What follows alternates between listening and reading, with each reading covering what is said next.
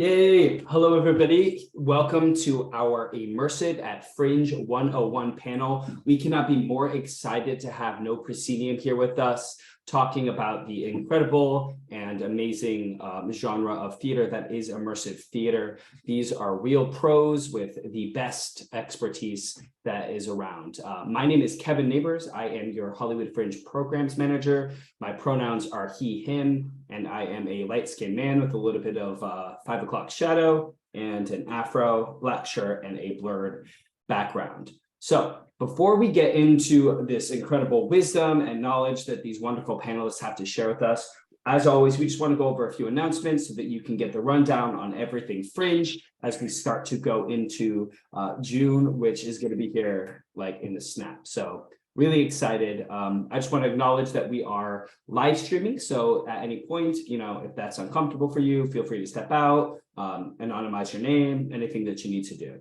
Also, if you're in the space, you can take a break at any time. We'll be talking and you can take your phone, laptop with you, whatever you need to do. Get up, get a drink of water, get some more coffee, a drink, do whatever that you need to do to make this a space that is good and welcome for you. We also ask that you rename yourself with your pronouns. We have started this practice of adding our pronouns so that we make a very welcome space. In fact, I don't have that for myself, so I'll change mine as well in just a moment. And then before we begin, we'd like to do a land acknowledgement, which is a formal statement that recognizes and honors the indigenous peoples of the land we presently reside and work on. The Hollywood Fringe acknowledges that we are on the unceded lands of the Tongva, Quiche, Gabrielinos, and Gabrielanos lands. Our statement serves as a practice as we commit to furthering our connection to the indigenous communities, past, present, and emerging. If you have any accessibility needs that aren't being met, please don't hesitate to reach out to us. You can see on our screens, there's me, Kevin. You can also see Lois and Carly. They are Fringe staff. If you have any needs or concerns, please feel free to DM them privately and they will make sure that everything is taken care of for you. Additionally, if you ever need any access needs, such as an interpreter or seating accommodations or anything, please reach out to us within 72 hours of an event, and we can schedule an interpreter or any other needs that you may have. And if it's less than 72 hours, still reach out to us, and we'll always do the best that we can. Have fun and know we're all learning how to do Fringe virtually still, even though we've been doing this for a while. Things happen and technical issues are abound. So if you have any technical issues, please feel free to, again, reach out to myself, Lois or Carly, ideally Lois and Carly, because I'll be here with our panelists. So have fun. It's amazing. Next, this is the best part, our upcoming workshops and town hall events.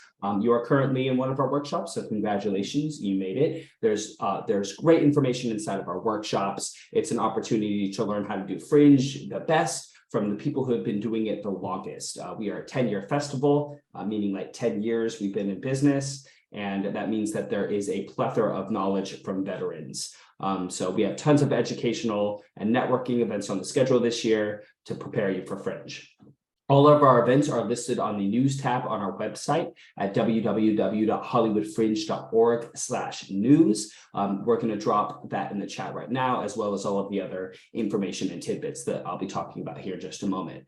We also have a calendar where this year you can actually directly download the calendar of all upcoming events onto your own device so that you won't have to miss a beat. Town halls, for instance, are a hybrid of in-person and live stream. That's where you're going to get all of the information about how to do Fringe the best from the biggest Fringe veterans we have, including our very own festival directors, Ellen and Lois. They're informational sessions, so come to those. They're going to be really, really helpful on how to just even do Fringe. The other type of event that we have is the workshops and panels. All of these, like today, are going to be on Facebook Live and Zoom, except for the Festival Expectations workshop, which will be in person. This is where you'll hear all of the ins and outs of how to do Fringe from the experienced veterans and award winners that I've been talking up for the last about 3 minutes. Then there are the town halls. The town halls, we've had one already. I recommend that you go watch that on YouTube. We had our first town hall on, again, all of All of our workshops that we've done, they can all be found on our YouTube. So if you missed one, no worries. We get it. You can't be at all of them. You can go back and you can look at them on YouTube. And the upcoming one is going to be prepping for Fringe. So be sure to check out our news tab and make sure that you don't miss that, because it's going to give you lots of information on how to get started and ready to go. So our next workshop, today is the No Proscenium workshop with immersive theater. And then our next workshop is going to be accessibility at the Fringe, marketing and ticketing, how to tech your Fringe show, and festival expectations. Again, we're dropping inside of the chat all of the links to our blog so that you can see all of those events and add them to your calendar. Our virtual web sessions this year are going to be all about how to navigate our platform and everything that you could possibly need to navigate the Fringe site. So that's going to be everything from registration to ticket sales to how to deal with when press contact you or how to get press reviews, all of the things. There's so many things that you can do on our website. It's a fantastic site. So make sure that you come to those so you can get that download. We've already done the first web session, which is how to navigate the Fringe website during festival. So go ahead and check that out on our YouTube. And then the upcoming ones we have are the ticketing, press and industry comms, messaging, and of course, our will call report for when you're on the ground doing your show. Additionally, please sign up for our newsletter. We'll have networking opportunities and other events beginning in March. So you want to get on our list so you don't miss those awesome opportunities. And if you are registering for the Hollywood Fringe Festival, doing a show, you're automatically registered into our newsletter. So you don't have to worry about manually getting involved. You just have to register for the festival. If you're new to the Fringe community and want to learn more about participation, please check out the Artist Resources tab on the top right corner of our website. Our supportal, if you will, has all of the information that you could ever need. You can simply Google, or not Google, well, you could Google it too, but if you go onto our website and just do the search, select articles, and anything that you could possibly need will be right there for you.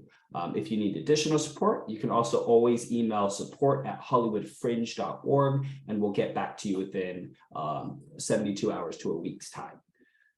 Let's move on to some important festival dates and deadlines. So right now, the Hollywood Fringe Festival registration is open, and it's going to stay open. So please, if you want to do a project, don't hesitate, just do it. No, I'm joking. But if you want to register for a festival, please go ahead and register. We are open. The deadline for registration that allows you to be listed in our guide list is April 1st. So if you want to register for a festival and you want to be included in the guide that everybody's going to see, please do so by April 1st.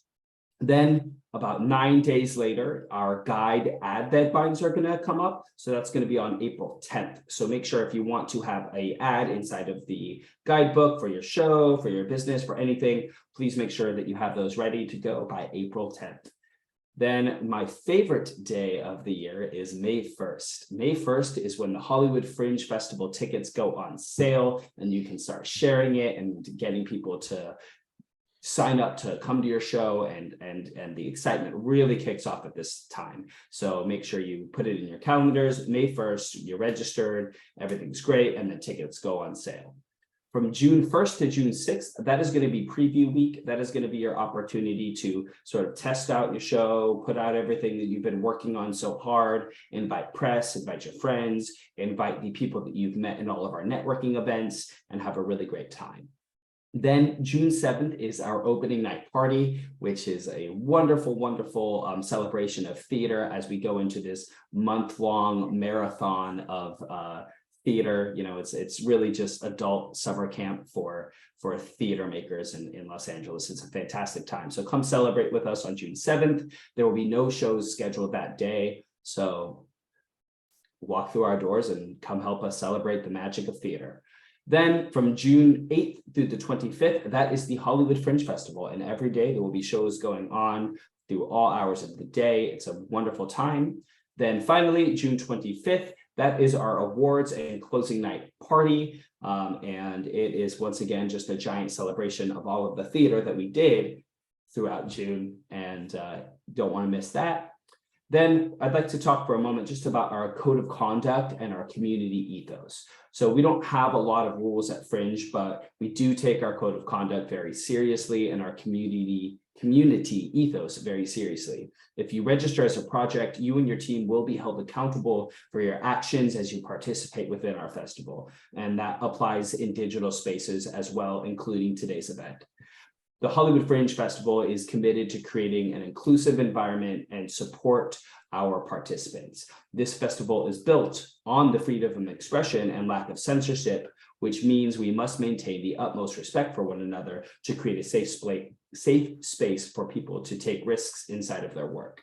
The following things are not allowed within our community, and that is microaggressions, verbal and physical intimidation, hate speech, harassment, sexual harassment and assault, excessive consumption of alcohol and other illegal substances, and as well as aggressive behavior.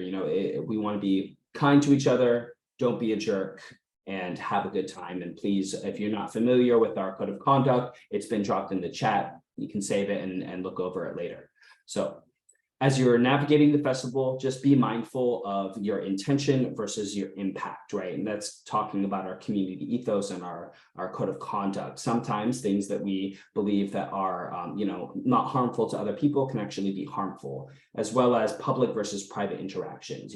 When you're joking around with your friends, sometimes interactions can be hurtful to people in public spaces, where in private, it's not that. So please just be mindful of how you act and respect and uplift our community. If a member of the Fringe staff comes to you with a complaint or a concern from one of our participants, please take it seriously and come with grace and use it as an opportunity to learn, as we are all learning forever how to better respect each other. If our code of conduct is not followed, your time at Fringe may come to an end. If you witness or experience any of the above, please let us know. We are here to support our Fringe participants, so you can find a staff member as soon as possible or email conduct@hollywoodfringe.org. So thank you in advance for first hearing us and honoring our code of conduct, and in doing so, showing your respect for our community, because that is the only way that we thrive in this large community of artists who have come together for year after year to celebrate and experiment with some of the greatest theater there is in Los Angeles. All right, cool. So now I am done talking about all of the Fringe stuff. And before we get started with our panelists, here's how to engage with the Hollywood Fringe marketing real quick. Make sure that you're signed up for the newsletter, like we said. Please follow us on social media. You can find us on TikTok, Instagram, and you can like us on Facebook. And when you're promoting your show and talking about Fringe, or taking those post-show selfies with your friends and posting them online, please use the hashtag Hollywood Fringe Festival 2023. Excuse me. No, HFF23, hashtag HFF23 is the hashtag to use. Again, hashtag HFF23.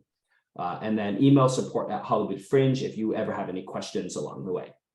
So before I toss it over to our moderators, a big question that comes up when talking about doing immersive and site-specific work at Fringe is bring your own venue. The panelists will certainly be able to provide you with tips and ideas, but we do have some rules about bringing your own venue at the Hollywood Fringe, and Wiley will give us an update right now. Hi, Wiley. Hi, Kevin. Hi, my name is Wiley, he, they. I'm fair-skinned gentleman with long, luscious blonde hair and a gray sweatshirt with a green hummingbird on it. And I'm the audience services manager for the Hollywood Fringe Festival. And yes, so we have a process called Bring Your Own Venue, which we lovingly call BYOV. And for most of this site-specific and immersive theater where we're not in a traditional setting, this is the process that you will use to register your venue on our website. And I'm dropping a link in the chat right now. And that link goes to an article that's all about finding and booking a venue for the festival. There's a section in there called Bring Your Own Venue that talks through this in specific details. But the first thing, let's just get permission. First, it's the permits and all of that stuff that legally you have to have, but also anyone and everyone who's going to be impacted by you putting on your show in that space, whatever that space may be, they need to know, and you need to get permission from them. Then you go through the process of registering the venue the same as any of our other venues go through. If it's a piece where you're traveling with your audience to somewhere, or it's not all contained within one specific address, you use the first location where you meet your audience. That's the place that you register as your venue. I'm doing air quotes around that.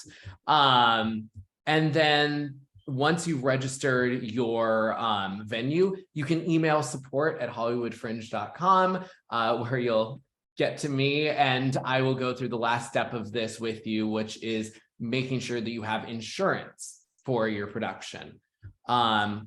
If you're emailing support, yes, as Lois said in the chat, I'm the one that most likely will be taking your question, and any other questions that you have about booking your own venue or registering a venue for your site-specific or immersive work, email support@hollywoodfringe.org. Thanks, Kevin. You're welcome. I didn't say .com, did I? I didn't. I did. That was me. Okay, I've done that before. So have I. .org, hollywoodfringe.org. All right. Sweet. Cool. So that's all that we have to let you know. And without further ado, I have No Proscenium. Please introduce yourselves and give us your wisdom.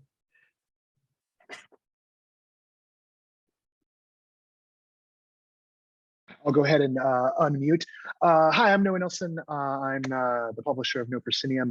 The rest of the panelists tonight are not members of the NOPRO staff. I just want to be very clear about that. They are immersive creators in their own right. And now I've clicked 4 more buttons. I despise Zoom.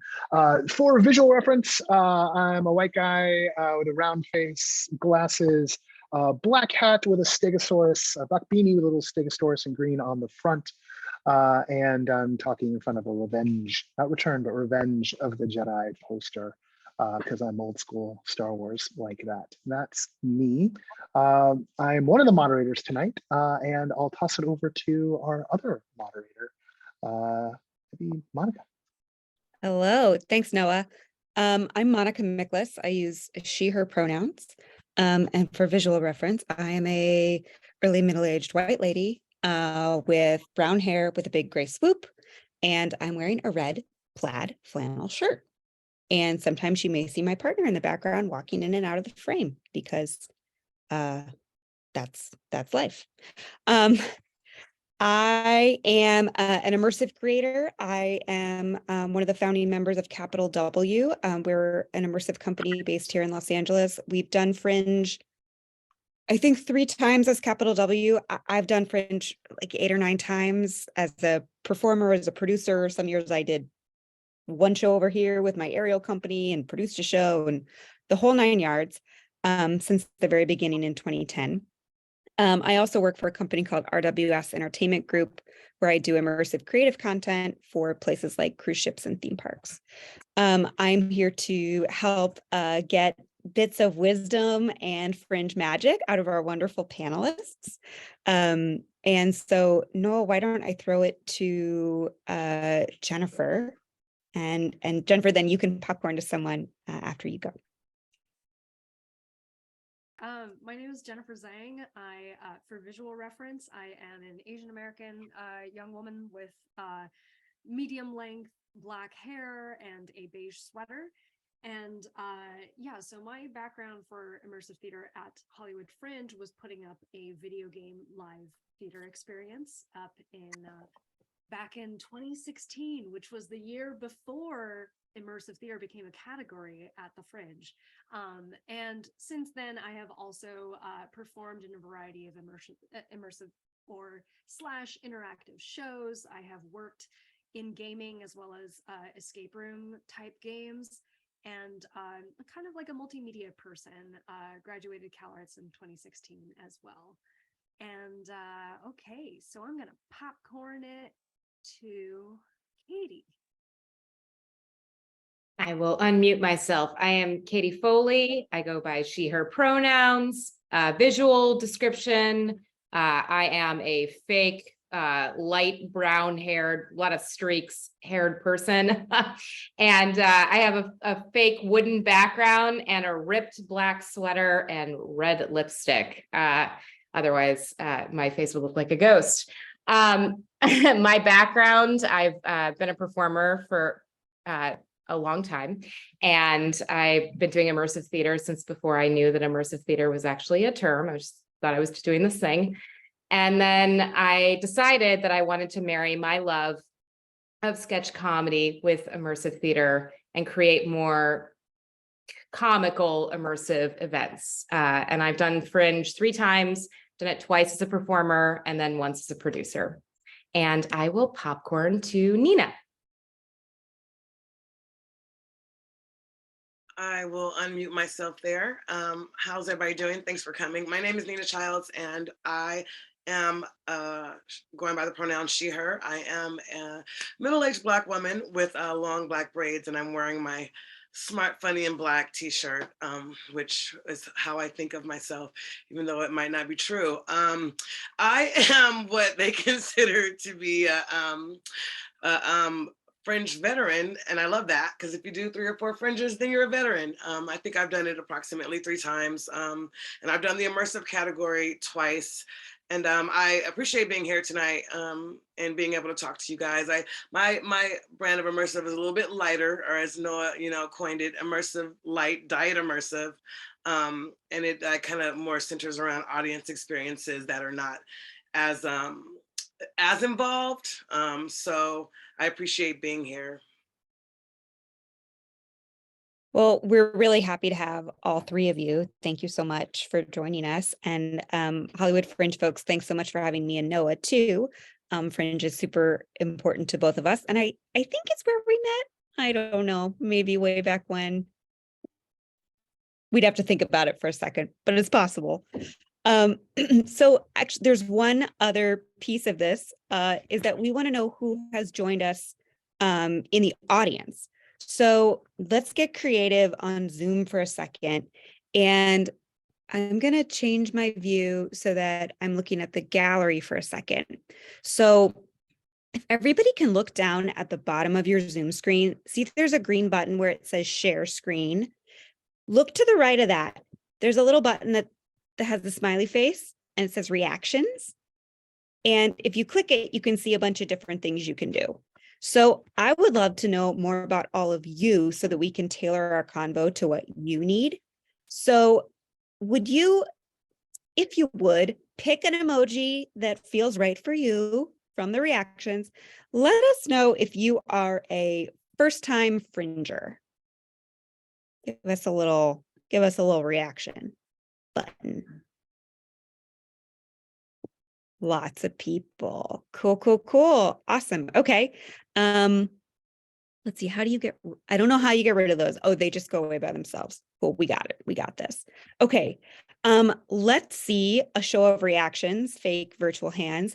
If you are, if this is your first time producing anything, producing any show, like any theater show or immersive show.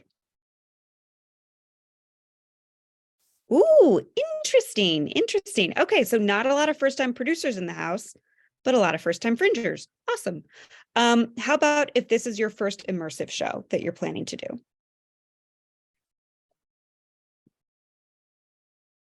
Something with a lot of audience interaction or agency. Cool, okay, kind of a mix, Great. So I think given that, panelists, and Noah, I think we should, at some point tonight, touch on kind of the differences between producing outside Fringe, producing inside Fringe, if that's something you've got knowledge about, and kind of diving into some of the Fringe specifics of how to make an immersive show successful in a Fringe environment. But that's kind of a deeper cut. Noah, I know you had some questions to kind of kick us off maybe and kind of set the stage. Do you want to take the mic? I do have a couple of those questions. I got to dig it out of the email. One thing I wanted to touch base with each of the panelists, and I think I'll toss it to Nina first.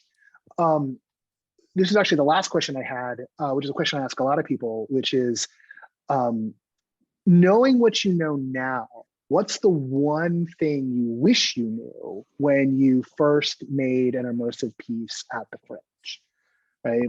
Like whether it's something about making immersive or something about making Fringe, what would you whisper to the previous version of yourself? I wish I would have known how out of the box immersive can really get. I mean, I was thinking in terms of it needing to be in a traditional theater setting and building my shows around being in an actual theater, which now it's kind of become my thing. So I'm going to keep doing it. But, there are people doing shows in bathtubs and, people doing shows in limos, like Miss Katie. So I wish I would have just known that I could have taken it a lot further than I thought, for sure. I'm just going to keep moving across the gallery here from my point of view, going back towards Monica. Katie, what's the one thing you tell yourself? I would have told myself to actually expand the show a little bit more. We had a very limited release at Fringe and, love short but sweet, but I think that actually we could have trusted our work a little bit more and expanded to both weekends versus just having the limited run that we had. You guys sold out almost instantly, and I remember people were almost fighting for seats on that one. So, Jennifer, what about you? I would say because so much about the Fringe is also about like getting in and out quickly because there are so many shows that are happening at the festival at the same time. If you could, or speaking to a hypothetical me, if I could have thought more about how each step of the process could also be included in the performance, or to utilize my time in an out-of-the-box way that wasn't just limited to the span of the performance, that would have been more ideal. I did dip a toe in that, but I think I could have gone further. All right. Monica, any follow-up there for the squad? Yes, I would say those are all great things. I think Nina touched on something that is interesting to note, which is that immersive means a lot of different things to different people. And it's really good to be very clear in your own marketing about what it means to you. You don't necessarily need to say, this is my definition of immersive, but give your prospective audience a window into what the experience of your show is going to be like. And Nina, I actually think your descriptions do a really good job of that. And that helps people set expectations right, because the word immersive is not enough. On that note, I think Monica, that also dovetails into another one of the questions I had for the panel, which was about what was your experience of what audiences were expecting, or did you often find that the audience had no idea to expect? And I could direct this generally, but like any of you want to jump in and sort of, give your experience of shepherding the Fringe audience into something a little different. Well, I'll jump in there if I may, because my last Fringe show, I kind of marketed it as an odorama. Shout out to John Waters, who was one of the first people to do that in the 70s. And I didn't, I think I guess I just would have made that a little bit more pronounced, because there was a scene where there was like a hot comb scene where a girl was getting her hair pressed, and people afterward, like if you're not Black, you're not familiar with like how we straighten our hair, how there's like a burnt smell to like it's a lot. And people in the audience were like, we thought the building was gonna go on fire. We thought the fire alarms were gonna go off. And then it was another sketch about this yoga class where everybody was passing gas, and I had bought this fart spray, and I'm like spraying it over the audience. It was intense. It was really intense. It was intense, and I lost a couple of people. So, and I mean, it's you just want to make sure that you're clear in your marketing, and you're clear on what you're doing. Yeah. You took me right back with the fart yoga. I had a flashback just then. Yeah, the smell that it was.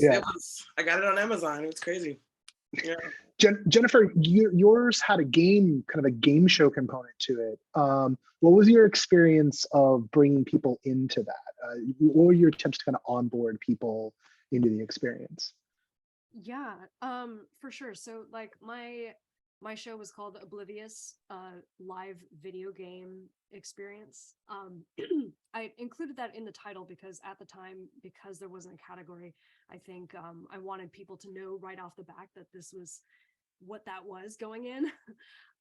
One way I helped cater, I guess, audience participation was make them fill out, like within the language of the world, fill out an immigration form where they could select whether or not they wanted to actively participate or if they wanted to just spectate. And from there, if they wanted to actively participate, a certain number of them would be chosen to go up on stage and essentially play through 3 rounds with pass-fail endings that would occur at each checkpoint, followed by a final boss battle. And there were like cutscenes here and there too. So of course it was like born of my love of video games and was very inspired by BioShock and Portal and the world of Tron. And now I've lost your question. Well, you talked a bit about it with like giving people the forms. Did you feel that what was the result of that? Did that orient folks the way you thought it would? Did that do the job of onboarding people into your experience?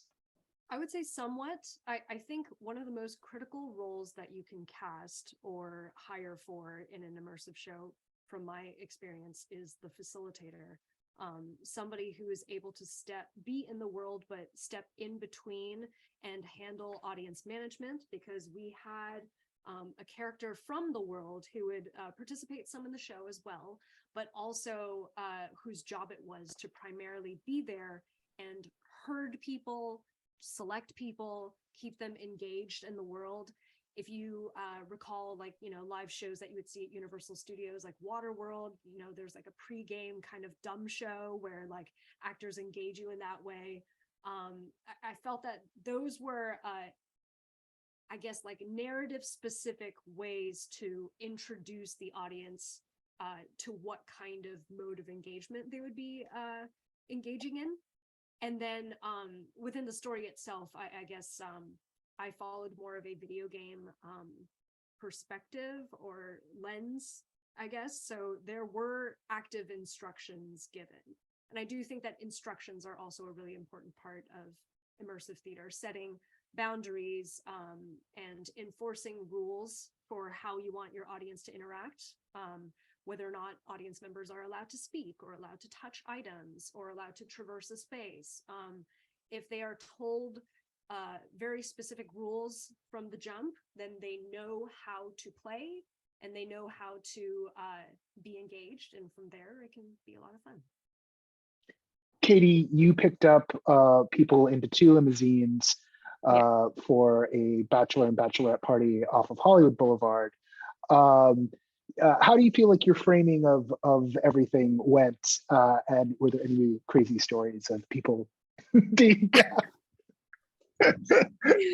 Oh my goodness. I'm trying, don't make me out people. No, I'm kidding. No, I feel like with our topic, it was, very malleable as far as people knew exactly what they're getting into, even if they had never been to a bachelor or bachelorette party before, which was also kind of neat because there were so many people who were like, I've never been to one before. This is like, I'm actually experiencing it, IRL, which they didn't know actually that I had also never been to a bachelorette party before. I just created the show so I could go to one. But yeah, I think that people, this is not necessarily like a Hollywood Fringe specific thing, but I think that people kind of knew already what they were getting into just by the nature of the topic. And yeah, I mean, luckily we really didn't have any fires. We were so nervous about the limos because we never got to rehearse with the limos because they were so expensive. But the limos, like everything went off without a hitch. I think the only thing that was kind of scandalous was some things that happened with the blow up doll. But again, I'm not gonna out people. But yeah. Yeah, so Katie, you've just touched on something that comes up a lot in my work and that Noah and I have talked about a lot over the years, which is social scripts. And these are sort of these patterns of behavior that people, they're culturally specific. So a bachelorette party in American culture is probably different than other places around the world. But they're so ingrained that people all recognize them. Yeah. And it's a great way to seed behavior and to imply the boundaries of a world, the rules of a world, without having to give explicit instruction. Sometimes explicit instruction is really appropriate. For instance, in Jennifer's show, when we had to learn the rules of the game, it's a construct, right? Because it's a game. But in something that's mimicking a natural social scene, you might not need those rules given as explicitly because you can trust that most people know that pattern of behavior. It's something to think about as we create. Oh yeah, absolutely. And then just also, reading your audience, because yeah, you can hope that these rules are implied, that we are just creating this experience for people, but there is always that danger of like, how far is the audience going to take it? And we were just lucky enough that the audience knew exactly what they were getting into and they were responsible. That leads me to a question I'd love to hear all of you talk about, which is how do you train actors for this style of work? And how do you train them? Is there any difference in training for a specific Fringe audience?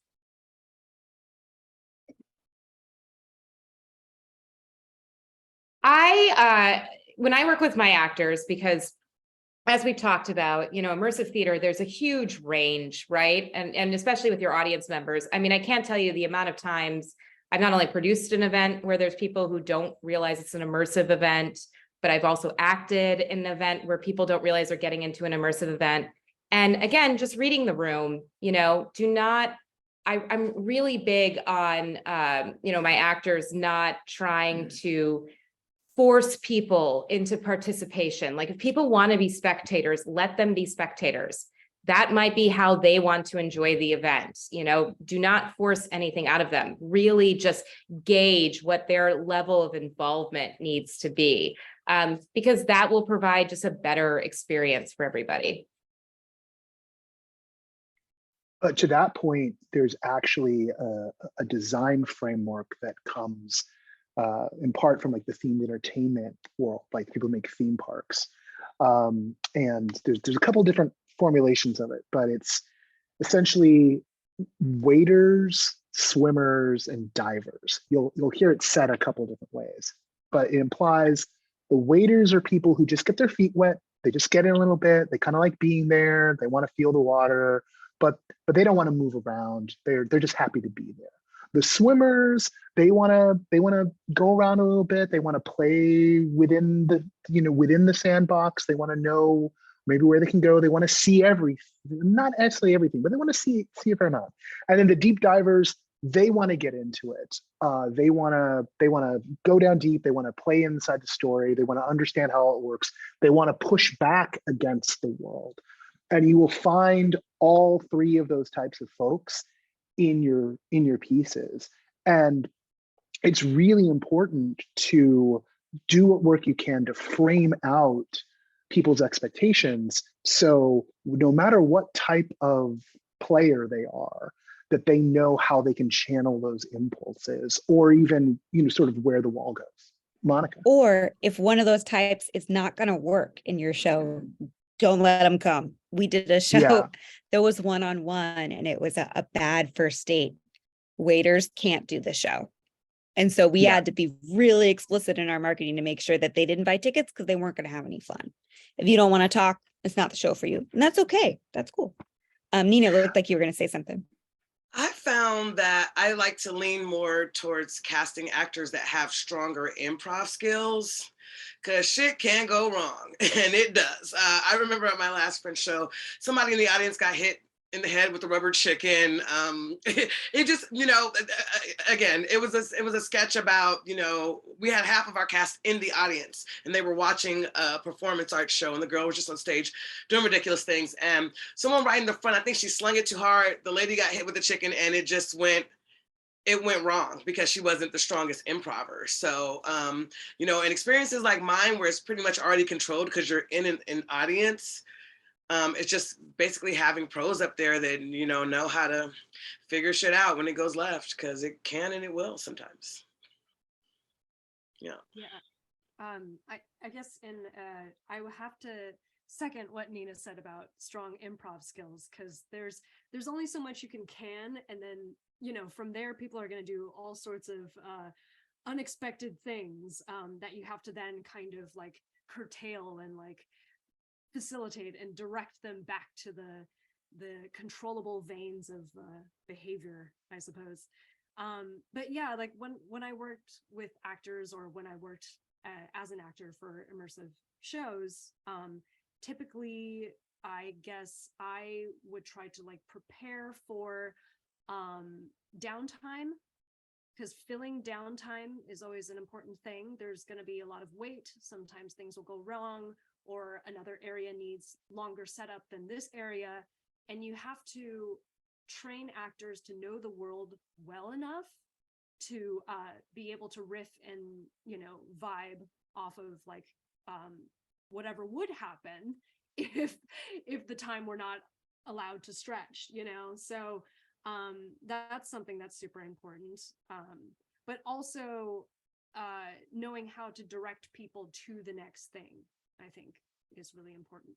Assuming that you have, you know, stages to your thing. I was part of sorry, just real quick. I was part of Whisper Lodge, sorry, tripping over the words, where each room had its own encounter, and we had to essentially like cycle audience members through different rooms and different experiences. So there was a lot of that. Timing is really key. One way to hold space for your actors is also to have like little signals so that everybody in the company can be on the same page and you know, be held to the same rubric, so that we could all do this dance simultaneously. And Yeah, Jennifer's Yeah. touching on some. Oh, go for it, Katie. Oh, sorry.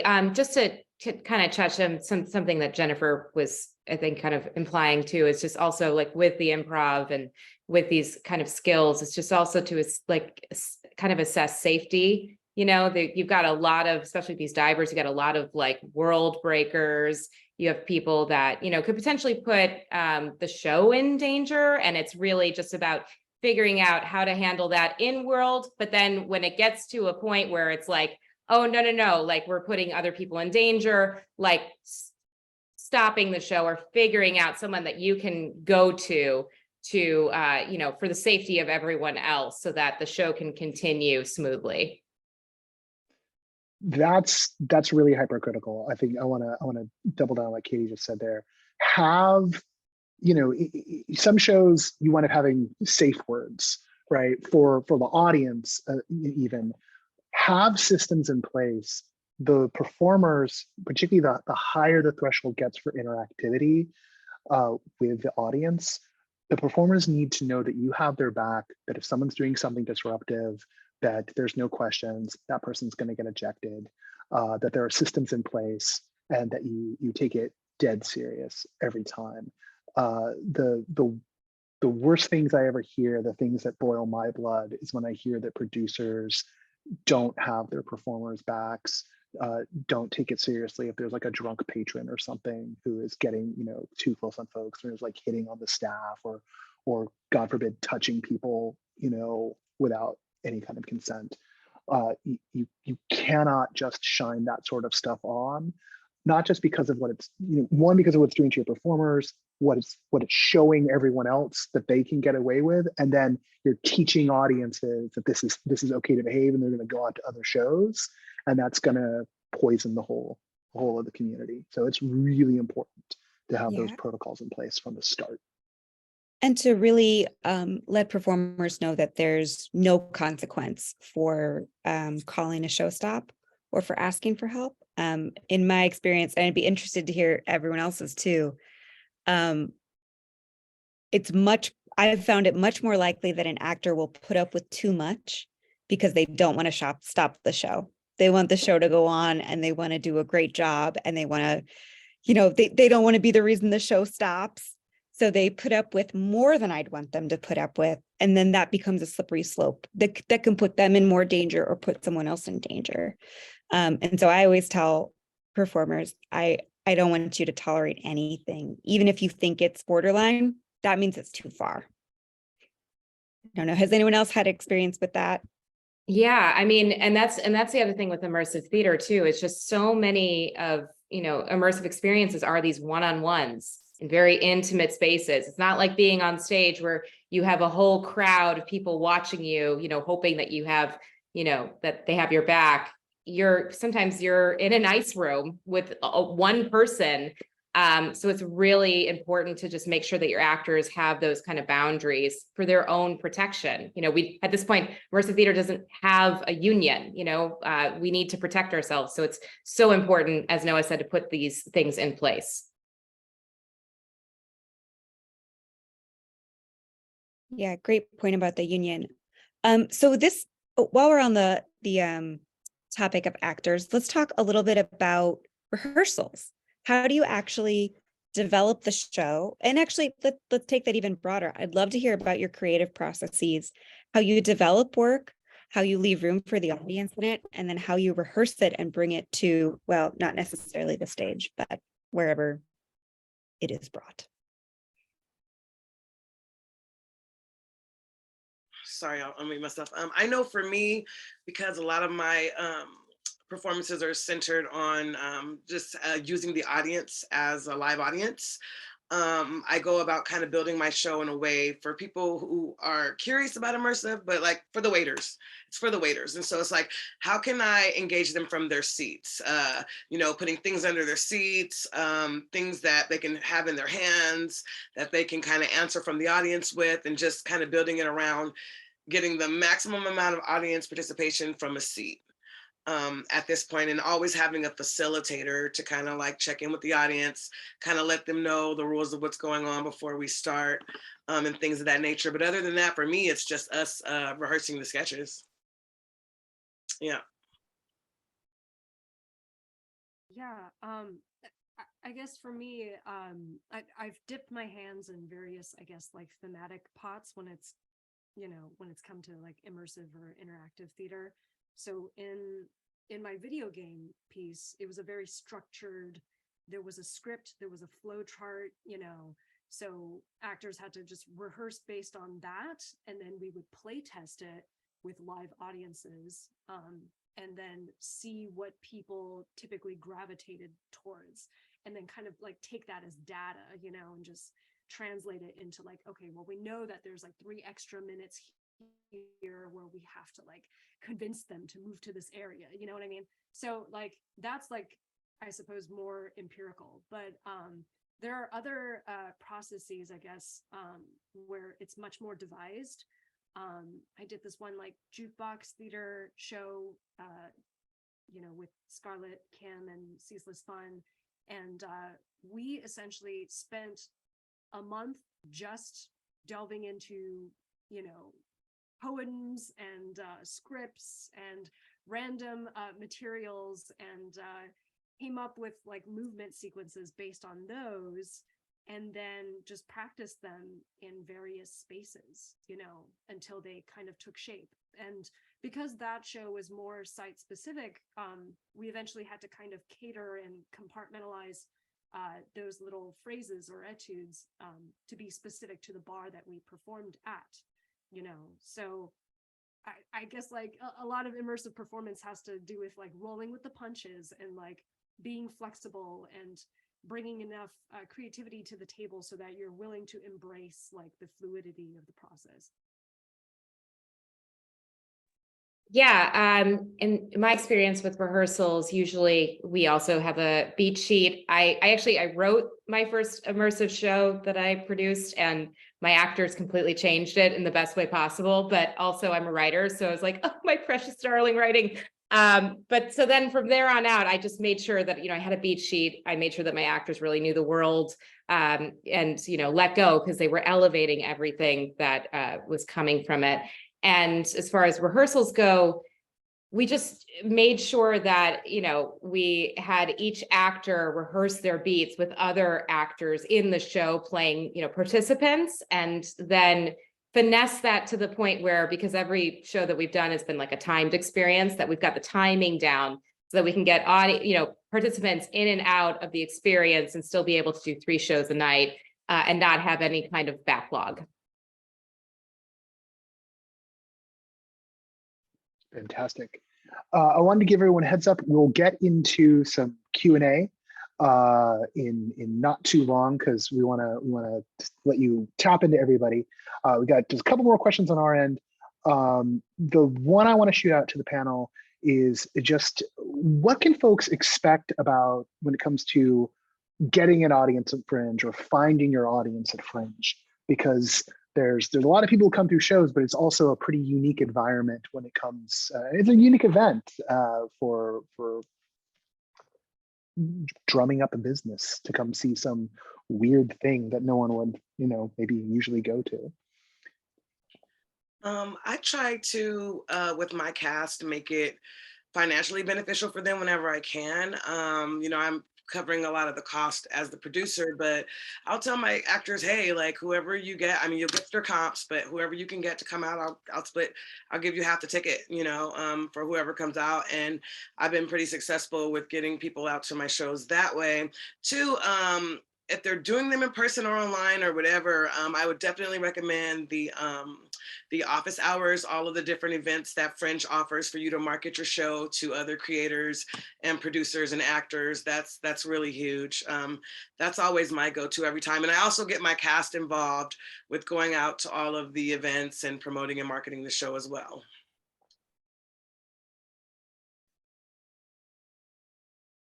Yeah, I would say make sure that your marketing materials really are on point, that you're really selling the show, because you don't want to just sell it to, Fringe people. You want to sell it to people who've never even heard of Hollywood Fringe Festival. So what can you do with your marketing materials to really get those people to also come in and then become a part of the Fringe community? You want as many options as possible.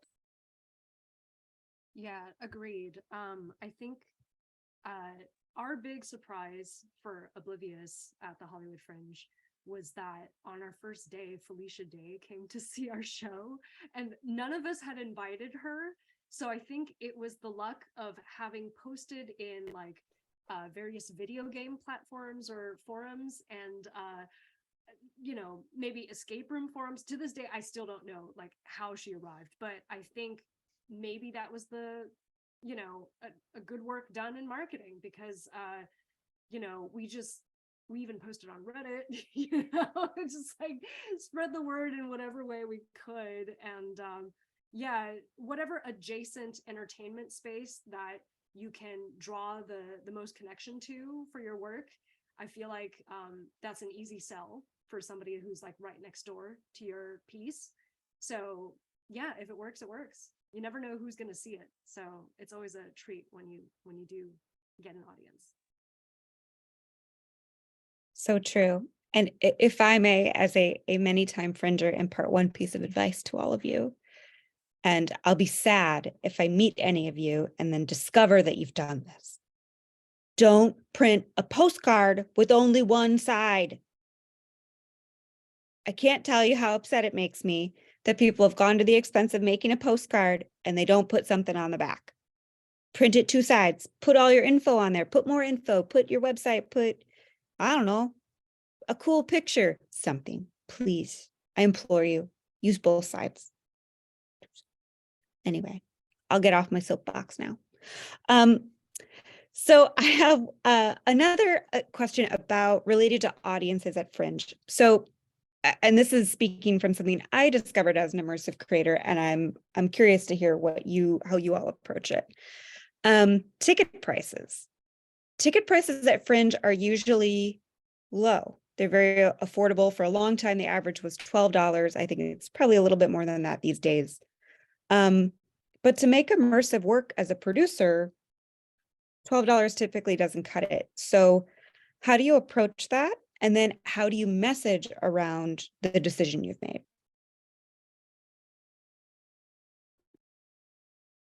I will say also that Fringe is a very specific thing, right? You don't live in that space for the entire duration of your performance. You have to share the space with all the other participants that will be in there after and before you. So that this question of pricing is also kind of tiered and relative to how long you're going to take up space in there. I would also, like, you know, highly recommend any immersive theater makers to take into account how long they want their show to be. I know that there were shows as short as like 15 minutes in the space, and then they can, like, you know, I guess like book out a 2-hour segment and put on 4 shows, and have, like, you know, startup and strike and resets and stuff like that. But typically I've seen shows that were set around like the $13-12 range. I haven't done Fringe in a little bit, so I don't know how things have changed. And I know that with immersive, it can be difficult, but I think with Fringe, it's also a perfect opportunity to pare down your idea to the absolute essence of what it is, because in some ways, I'm not saying that all shows at the Fringe are workshops, but like there is some sense of like workshop scrappiness when it comes to Fringe that is not present in other performance spaces. So you can use that to your benefit, because sometimes when you pare down, you realize a show is much more with much less, you know, because you still have to take into account like load in, load out, price, and ceilings, you know. So I guess all that to say, see if you can make the show price efficient as possible, because you want to make it accessible, and you want to also make life better for you putting it on, because the more bells and whistles you want to throw onto a Fringe show, the more complex things can get, and the more liability can increase. Of course, like not to the expense of your show, but like, you know, find a happy medium in there is what I would say. Very well said. Yeah, I don't really, my shows aren't that expensive to put on because they're built around, you know, being in one place, and they're written with all of that in mind. So. And with the full audience, a full theater full of folks. Yeah, yeah. Yeah. So our push is always just to get the asses in the seats. That's just like old school theater 101. Yes. Get them in the seats. Yes. Nina Well, and Jennifer are brilliant. Oh, sorry. Go ahead, Noah. Oh, one thing to look to Nina's model about, aside from building for the waiters, is also, you know, and Jennifer kind of had a little bit of this, but didn't price differently. It's possible to have, you know, some folks who know that they're just going to kind of lean back and they've got the lean back seats, and other folks who want to get up close. We've seen this kind of structure start to come in. Mrs. Krishnan's Party, which is a piece out of New Zealand, was at the Broad stage, and this is exactly how they structured their tickets, right? People who wanted to be at the central table, they paid a higher ticket price than the people who wanted to be in the back and not necessarily involved in it. And that structure works really well and gives you a way to structure prices. Sorry, Katie, go for it. Oh, no, absolutely. And I just saw that in AC/DC too. And I was like, oh, I think I'm going to steal that. But no, I was going to say that the two of you are brilliant. And I definitely now, after having experienced what I experienced, where we had a very expensive show. I mean, it was in a limo, it was in 2 limos, you know, and to be able to afford that, but also, you know, give the audience members affordable tickets. I think in hindsight, even though we did treat it as a preview at the time, and then the world shut down, so then that preview never came back.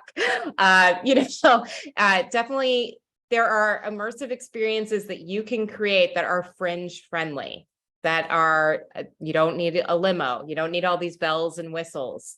You can think outside of the box, and you can make it more cost effective all around. Just be creative. And I'll throw one more perspective out there as someone who's done quite a bit of very small audience work, quite a bit of it one-on-one. We've approached this different ways, sometimes through fundraising in advance, and then building tickets into the fundraising packages so that we can keep tickets low at Fringe, with the intent then to run the show later and bump the ticket price up then to a more traditional immersive, a more traditional immersive price of more like $1 a minute. We also did one show that was completely free, and we fundraised for the entire thing and then didn't sell tickets. We took tips. And that was a show where we brought our own venue, which was a van. let's touch on bringing your own venue real quick. And kind of the experience of that in addition to the Fringe logistics, which Wiley put up for everybody earlier. Katie, you might be the only one who's done a BYOV here. And yeah, so from a very young age, I've always been so fascinated by site specific. My favorite art museum is the Philadelphia Art Museum because they have art pieces and then they literally, the rooms are immersing you in the environment that that art piece would be in. When I graduated NYU, I was like, I'm going to produce a play because I'm going to move to LA and never do theater. That obviously didn't happen. All I do is theater now. But I produced it. I produced Look Back at Anger in a historical house in Brooklyn. So I've always been fascinated by this concept of producing pieces of art that would take place in the place that, you know, we're producing it at. It's, and then with Fringe, my production team, we already had a relation with Pig and Whistle, RIP, because a bunch of us had worked at Cloak and Dagger, and then we just merged that with the limo so that we had the audience members going to Pig and Whistle for that initial cocktail for the initial scene, and then everyone was getting picked up from Pig and Whistle, doing the show, and then getting dropped off very close to Pig and Whistle so that we could, re-up for the next show. I don't know if that really answered your question, but that was a little diatribe about why I decided to pick my own venue. totally. Well, and I think it's fun that or it's illustrative that you picked a physical location as your meeting point to kind of give it some grounding and then went out from there. And that's definitely a nice, although I see it. Yeah. That's a nice way to approach it, is to have that home base. That's a venue, a venue you're comfortable with.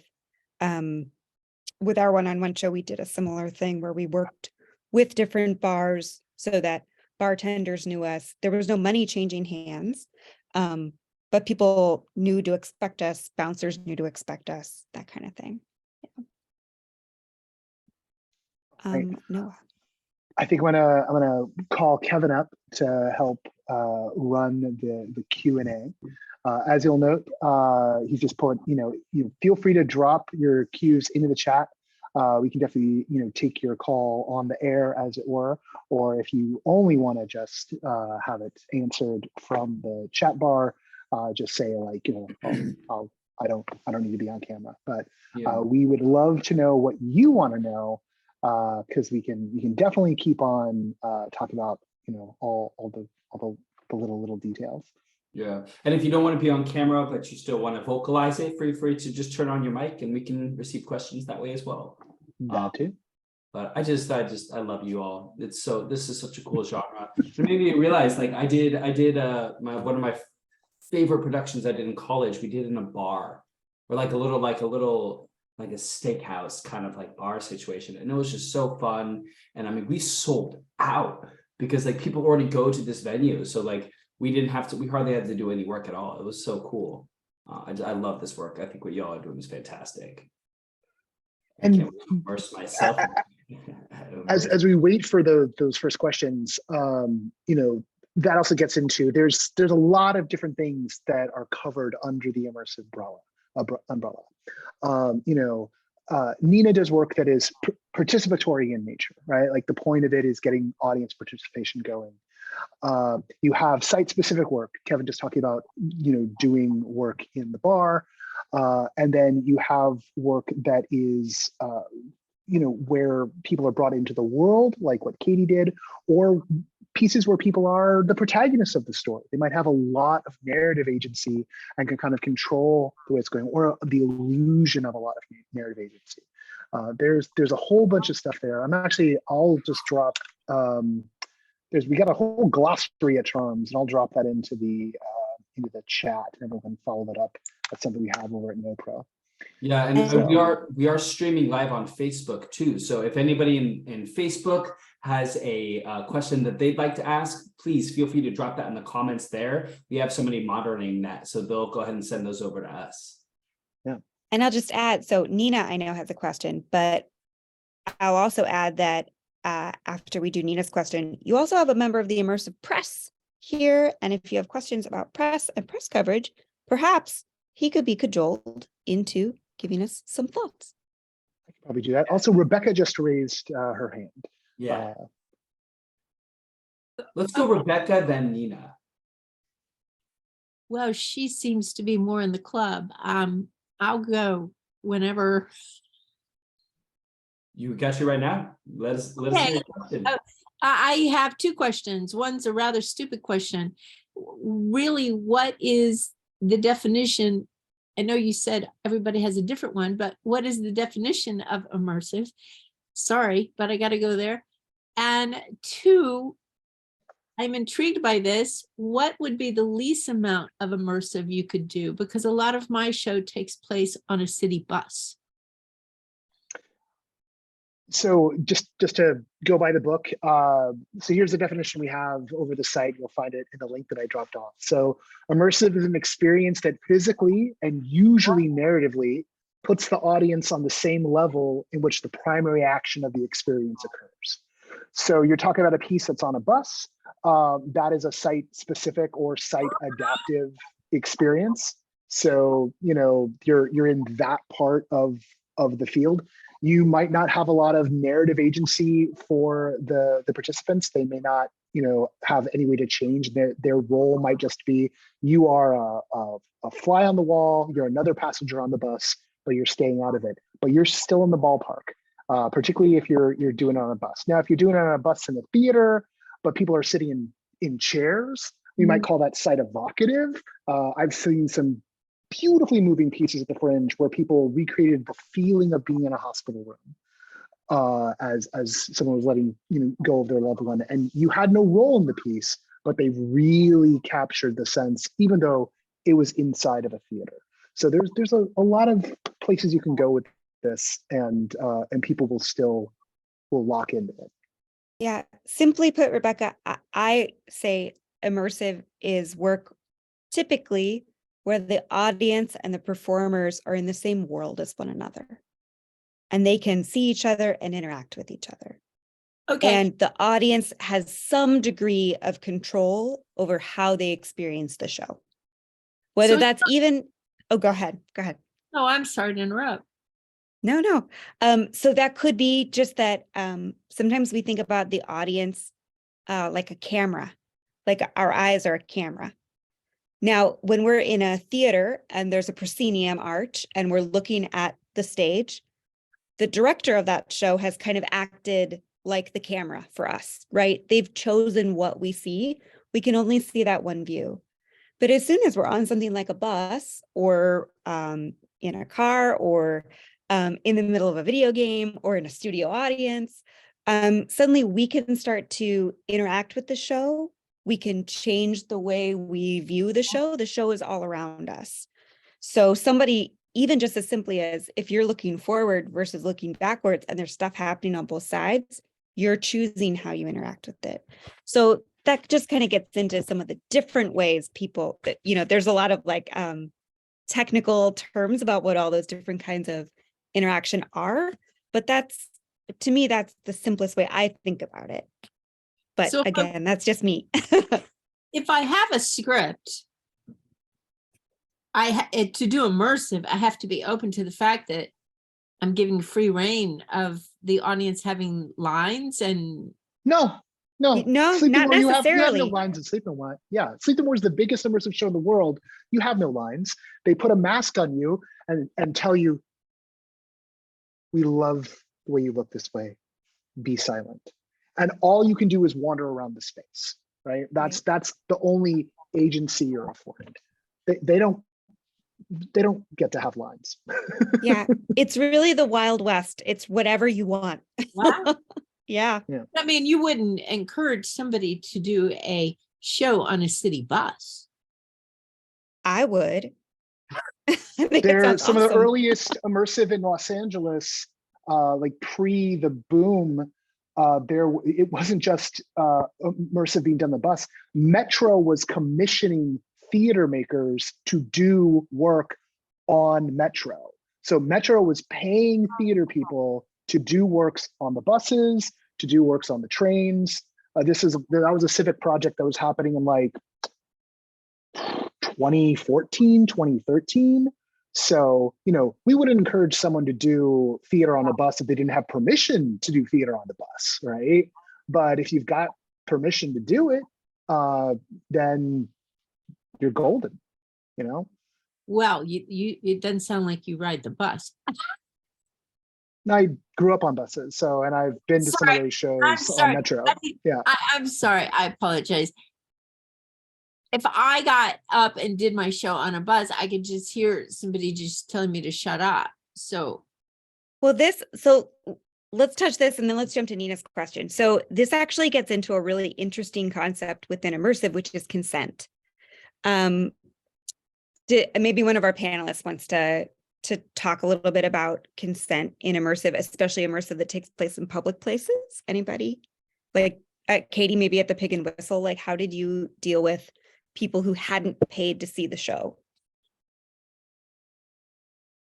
Again, it's all about, actor safety and audience experience. So, we just prepped our actors to try to stay in world as much as possible.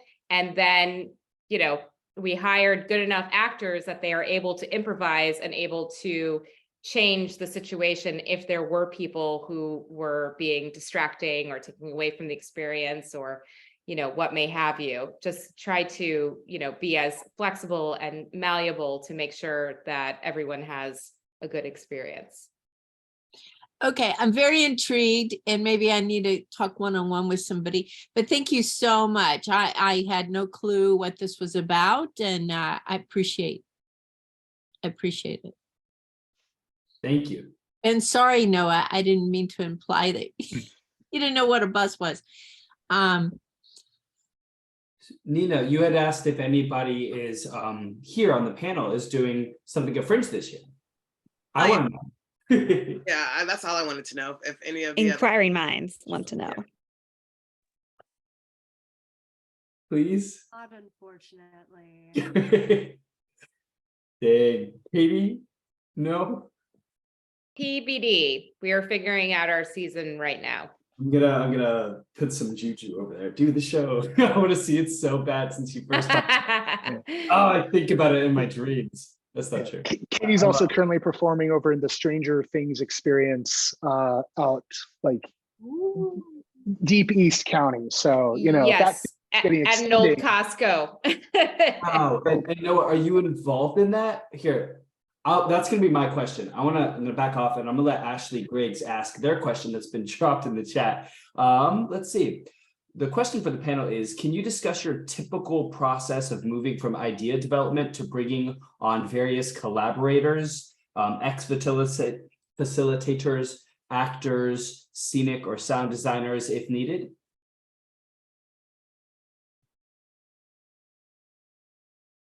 Yeah. How do you crew up? How do you crew up? Yeah, so I talked about just kind of reading your audience.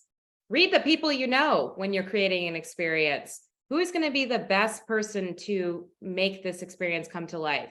Not only in terms of their work ethic, what they're great at, but also who's great to work with.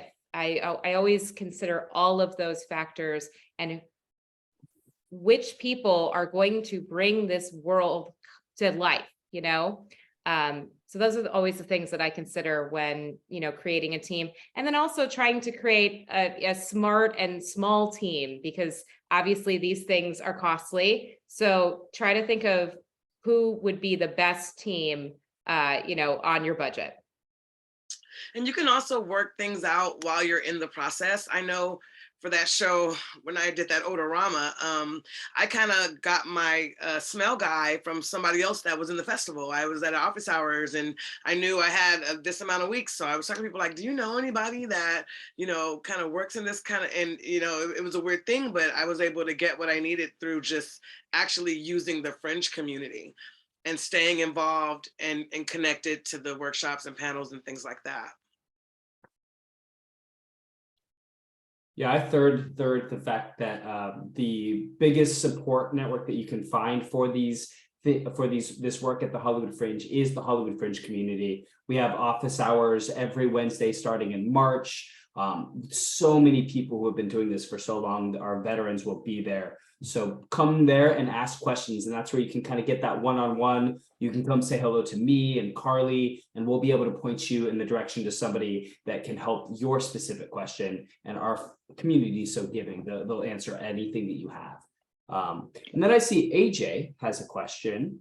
Let's see, for Katie and Monica, how did you plan e-stop protocols / out of world solutions when shows were set in moving vehicles? It's a brilliant concept.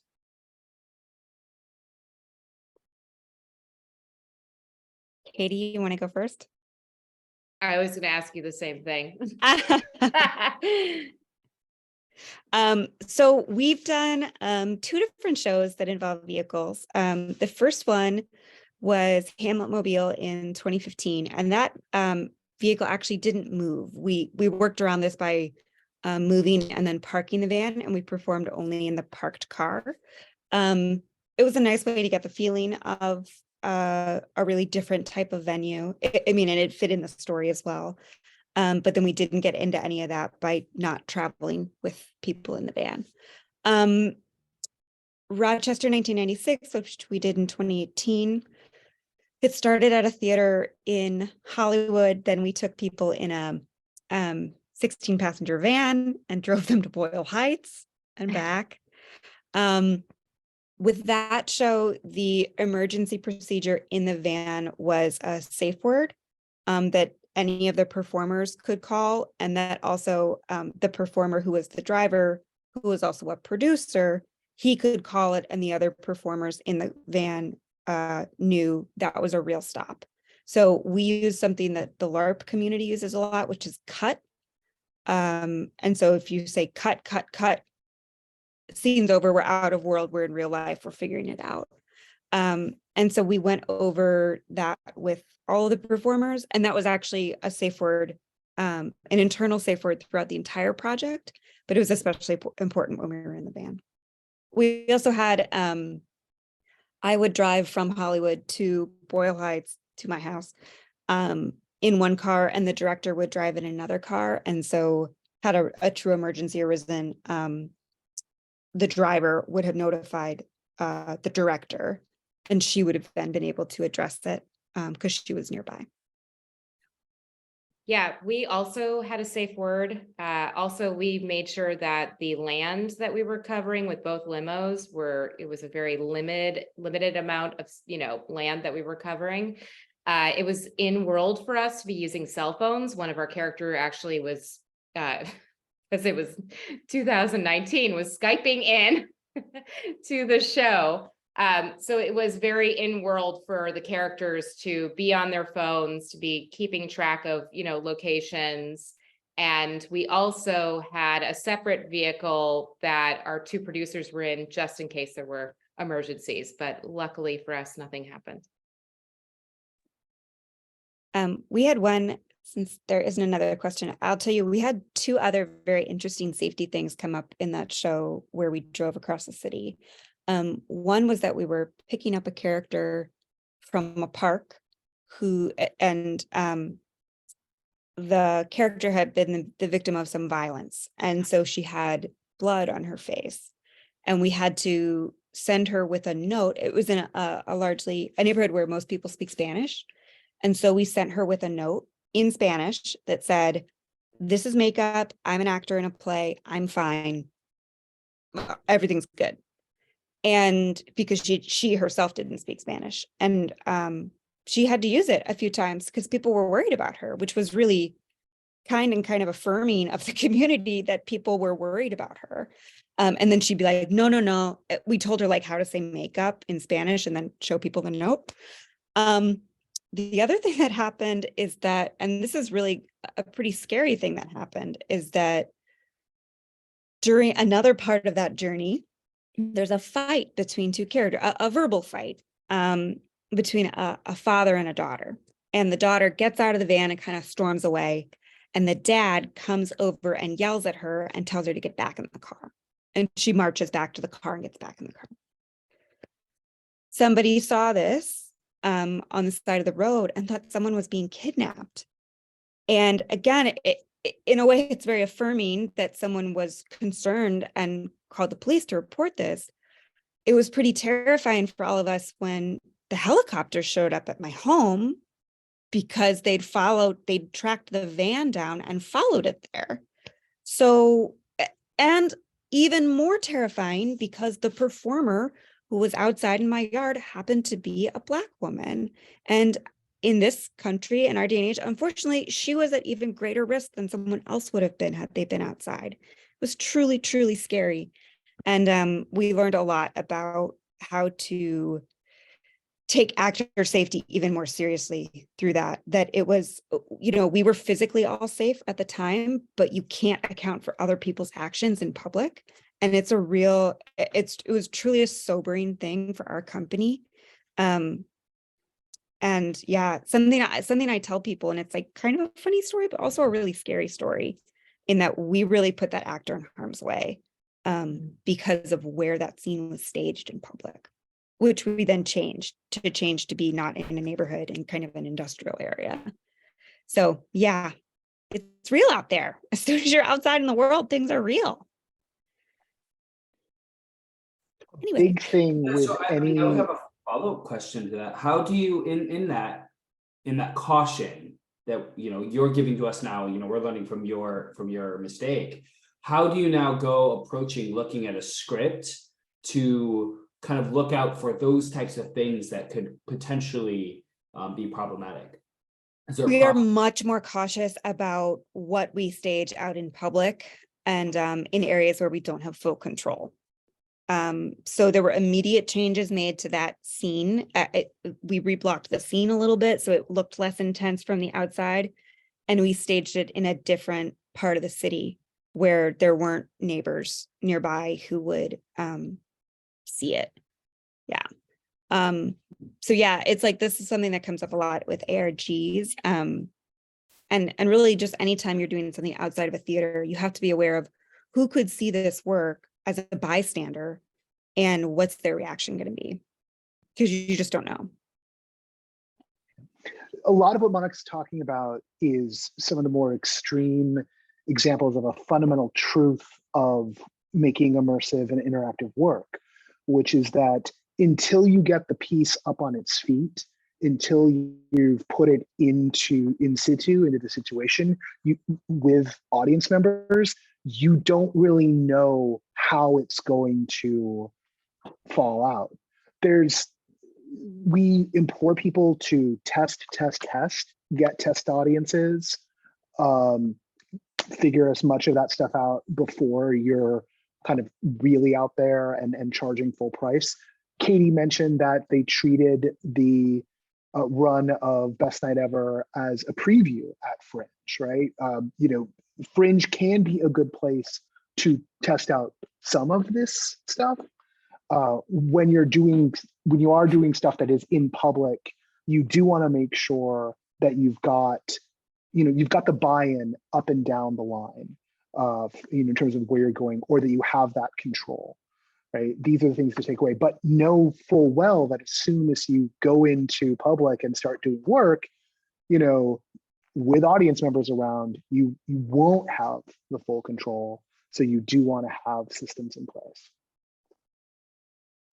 Yeah, when we were doing Best Night Ever, and I mean, luckily it turned out to be such not a big deal situation, but at the end, we had a shotgun wedding in a park, and one run, we did have the police show up thinking that maybe we were like doing a party or something. And luckily they ended up just leaving. But, now in hindsight, we definitely would have staged that scene in an area that wasn't so residential for the safety of everyone.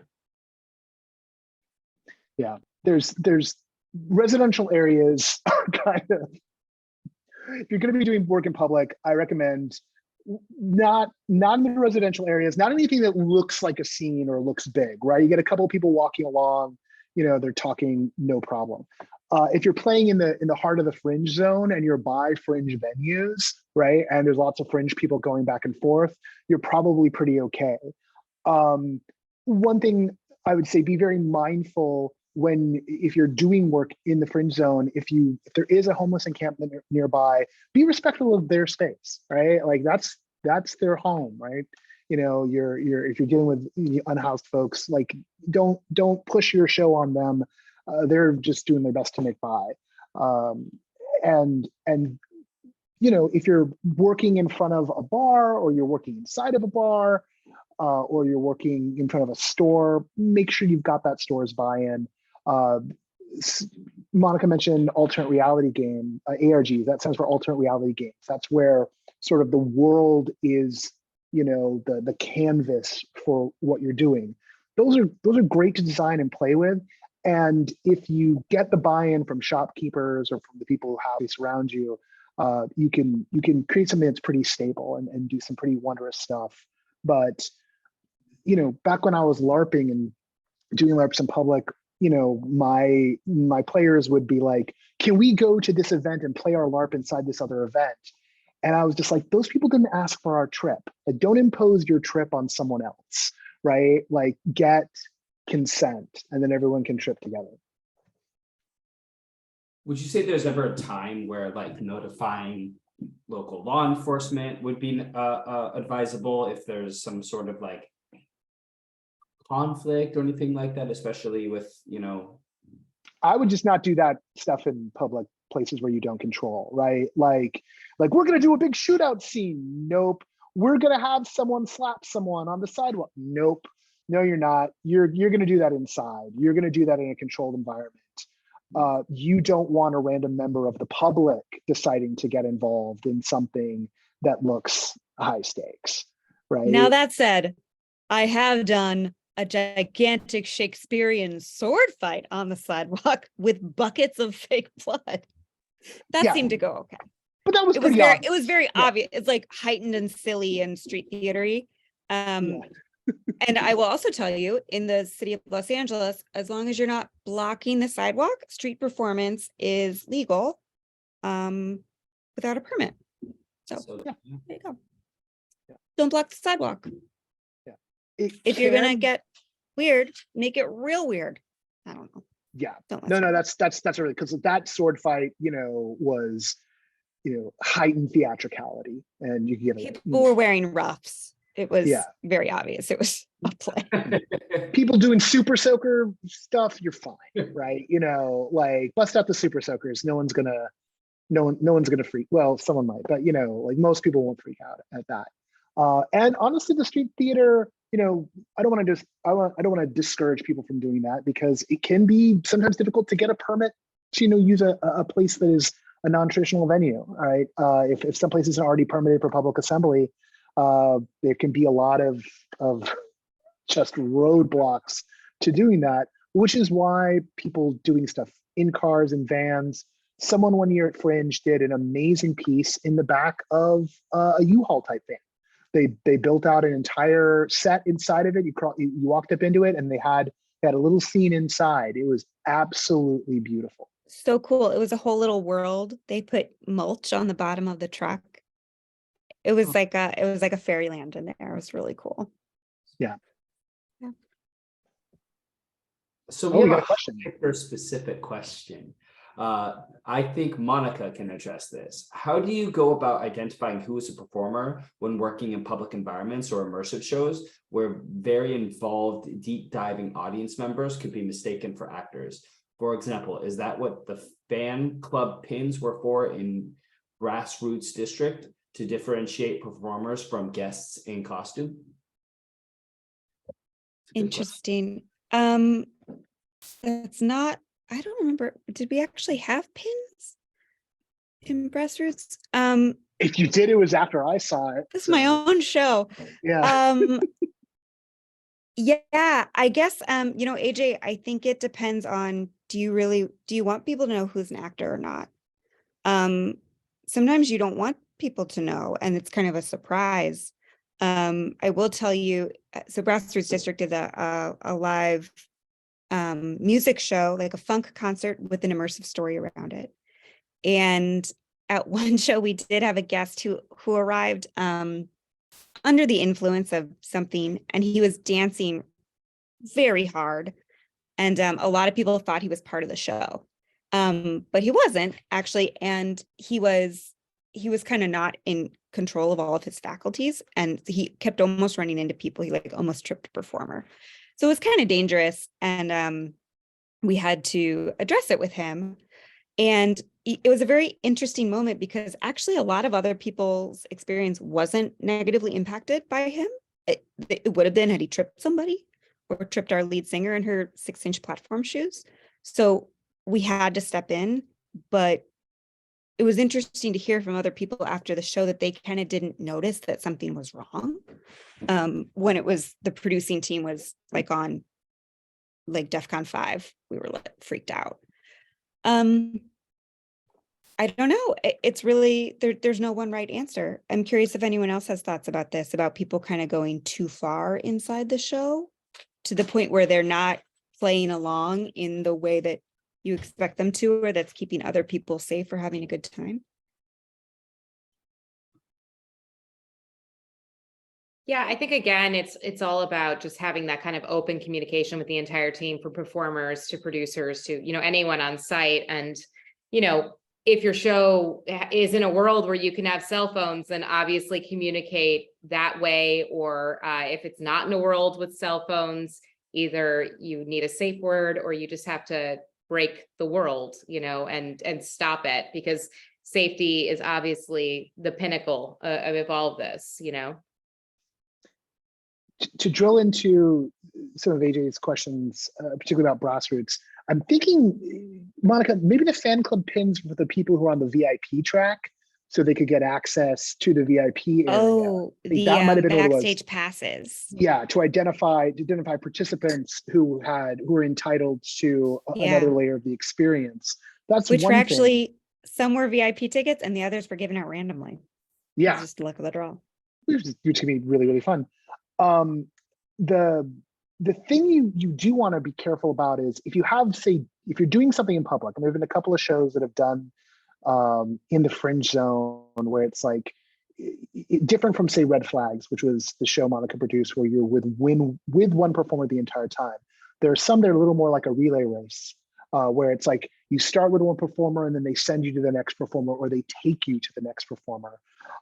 There was one that was done down on Hollywood Boulevard. It was a cool show at night, but also it could be a bit dodgy to be wandering down Hollywood Boulevard and not necessarily knowing which of these people is going to be the performer you're supposed to, connect with next. So in those cases, you do want to have something not necessarily that identifies the audience member, although that can be helpful too. It's not a bad idea to have somebody that identifies the audience member for the actors, because you don't want the actors grabbing some rando person. And you want to have somebody that identifies the actors for the audience. Best of all, if you can just have another actor bring the audience member to the next person as part of it and do a handoff. Once you've taken someone into one of your shows, they are in your care. And it's best to treat them as such.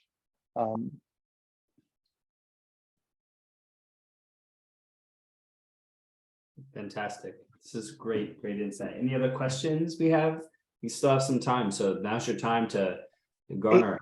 Ashley Griggs has one. Where? Ashley Griggs. Yeah, Ashley there's has another one on top of that. Great. Yeah. And then Rebecca, I see you. We'll go Ashley Griggs and then you, okay? Sure. Let's see. This may not be as much of a priority as it has been over the last few years, but is there anything you would share about how you would prepare for the potential impact of COVID and/or mask wearing on close-up one-on-one engagement between performers and audiences? So COVID masking with the close contact. I would give both audience members and performers the choice. If they want to wear a mask, if they feel more comfortable wearing a mask, then they should wear a mask. Because I know there are other experiences, and I'm not going to name any names, where they, encourage people not to wear masks. At the end of the day, we want everyone to have a good time, to feel comfortable. And so with that said, take the precautions you need to have the best experience possible.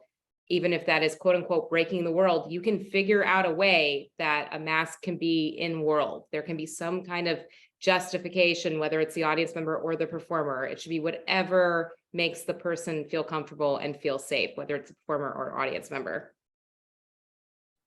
Did the American Horror Story activation, we were required to mask, but we also had matching little diner hats with the masks. So then it seemed like a whole in-world thing, you know? So there are ways to do it where like it seems a lot more intentional, you know?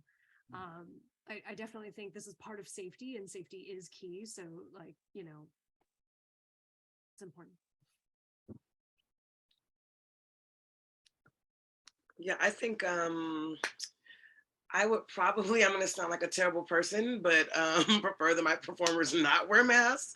But the audience can for sure do whatever they want. I know I'm a big fan of the COVID test and just making sure everybody's tested and, you know, staying on top of that, especially since we're getting back into the live thing. But yeah, I think I just, wherever people are comfortable, but the people I tend to work with are a little bit crazy, and I know them, I've worked with them for years. They're not going to want to wear masks either. So we're good. I see Grace has a question. Any advice about producing a show outdoors / in public park?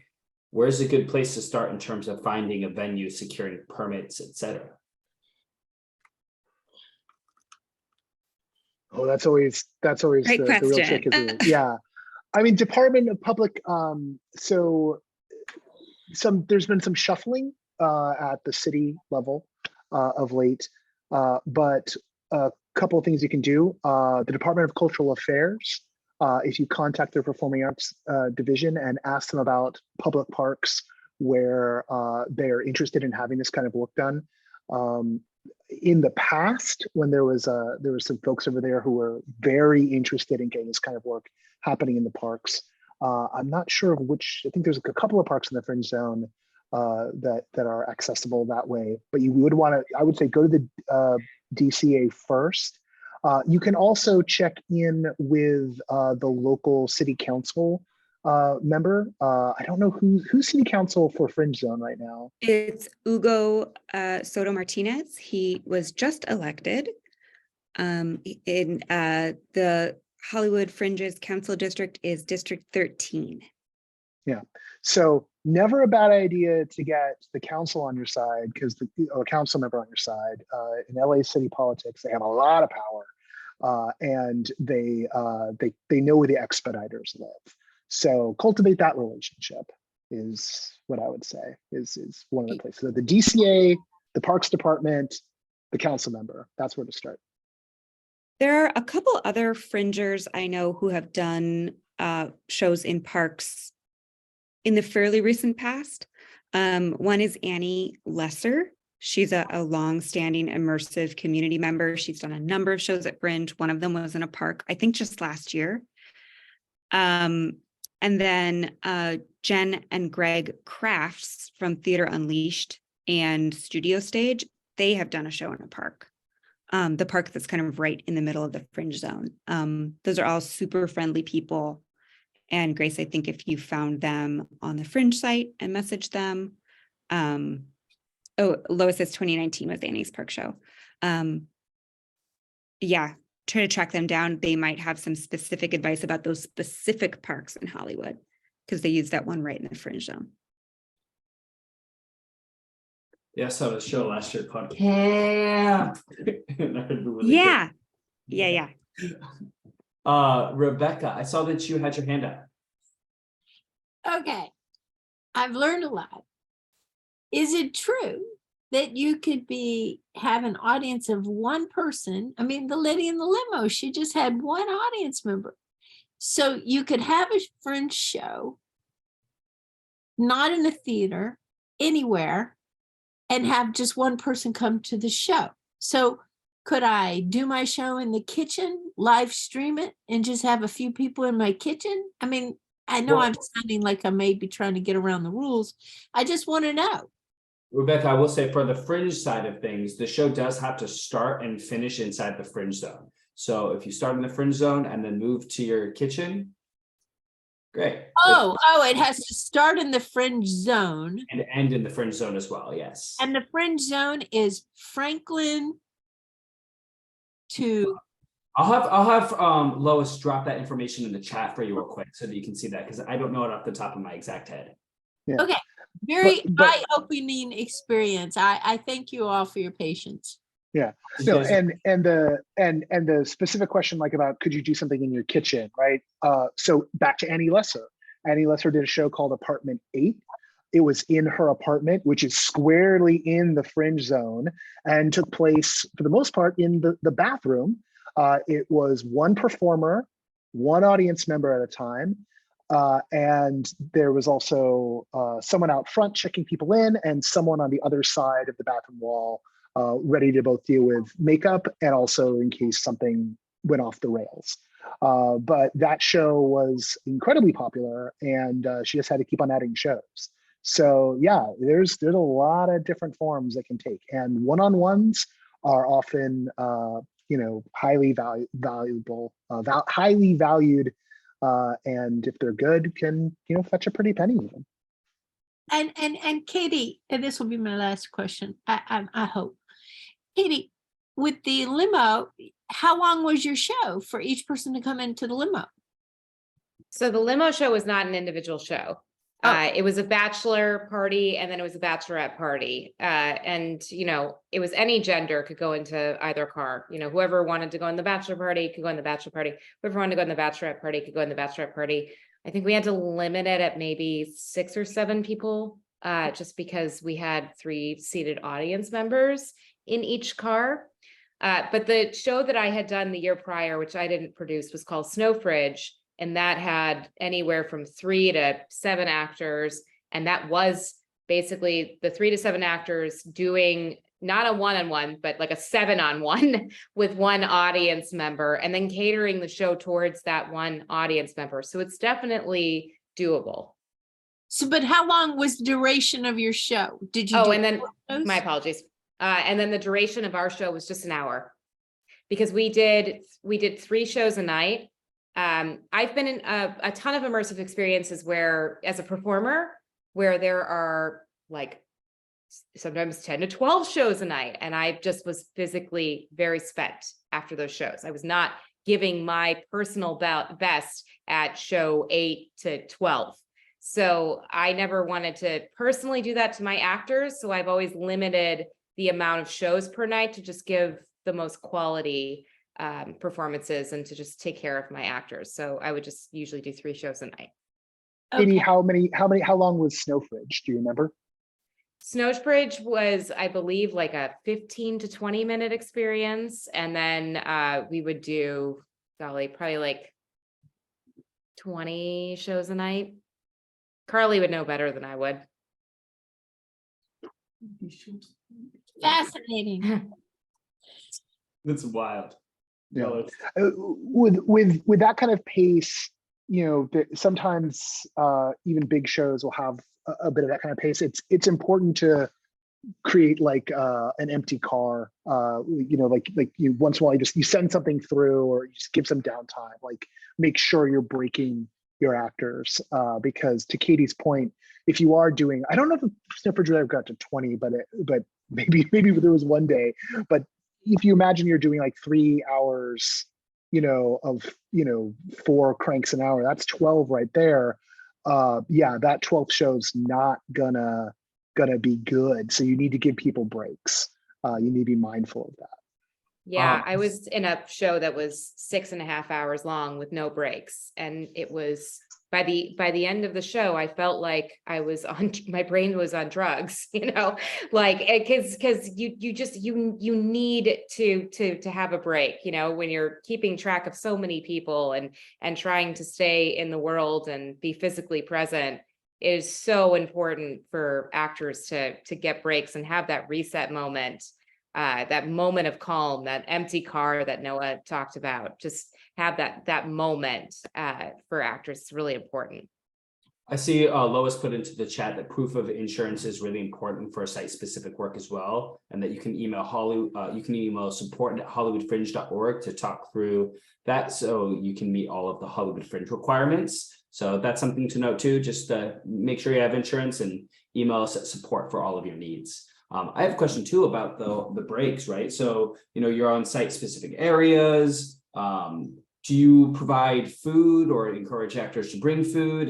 What's that look like?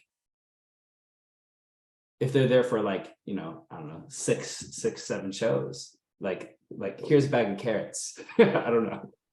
We were encouraged to bring food on long days for Whisper Lodge because our shows ran about an hour or over an hour, and we would do like 4 or 5 shows a day in one evening, so you'd have to really account for that. Yeah. There were a lot of snacks provided so that there would be like, some green room area for participants. So we could just go in there and have snacks whenever we wanted, but yeah, making room for that is important. A lot of my immersive experiences have been done at Fringe, and my shows are usually pretty short. So I haven't, but I do provide snacks and food at rehearsals. Water. Let's talk about hydration and the sun. Let's talk about that. I think that's important. Sunscreen, taking care of it. Absolutely. Yeah. Yes. Yeah. Grassroots had a sunscreen budget. That wasn't at Fringe, but it was an outdoor summer show. Lots of sunscreen. And also sort of like I probably shouldn't have done this because of liability, but I also had like a tiny pharmacy going where I just had like, I got a bottle of Tylenol and a bottle of Advil and put it by the water and the sunscreen and like Band-Aids, that kind of stuff, like stuff that would be like cause an annoyance for people on a long rehearsal day. Like, oh, I have a headache, and so they can just grab that stuff if they need it. First aid. Always that. Yeah, like would you bring, I don't know, I'm like the prepare, like I'm like, I got my earthquake kit in my car. So to like, do you like wraps or anything like that? In case somebody hurts, like sprain ankle, how would you manage something like that? I think we bought a first aid kit for all the stuff in cars. We had a first aid kit for the one-on-one show. We didn't because it's one person. We figured we could figure it out. I would say it scales, like at a large show like Grassroots District. This is outside the Fringe zone. We had audiences of up to 100 people a night. We had an EMT on site at every show because we just thought that was wise, and a good use of funds to have that as a backup. In the incident I mentioned where the gentleman came intoxicated and was kind of creating a safety issue, we were glad we had the EMT there to just kind of make sure he was okay, which he was okay. But for a smaller show, I think just having a good safety plan, like if something really went awry, who would call 911? Who's that? What's your chain of command in an emergency or even in a minor emergency, like in a show stop? Who's in charge? That's probably your most important thing. And then in a small show, you just use good judgment from there. But knowing like, okay, if something goes down, the producer's in charge, we're all going to listen to them, that kind of thing. So really just like a regular theater show where if something goes down on one of my shows inside the theater, the stage manager knows what to do and so on and so forth.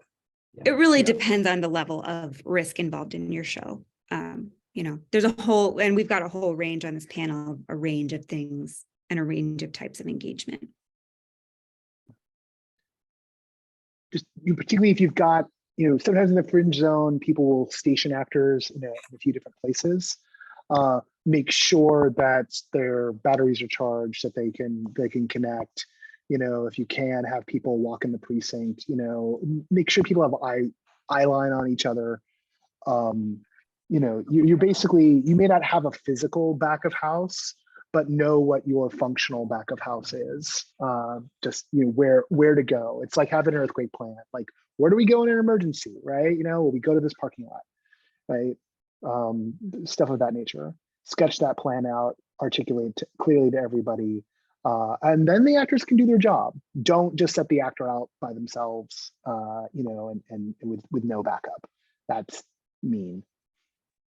Yeah, for Best Night Ever, we had 2 characters that were picked up during the experience. So one of them was picked up from a strip club and the other one was picked up from a liquor store. And it was just about, talking to the owners, making sure that, there were contingency plans in place, that there was open communication about what was going on versus just putting our actors blindly in these places to potentially be susceptible to situations.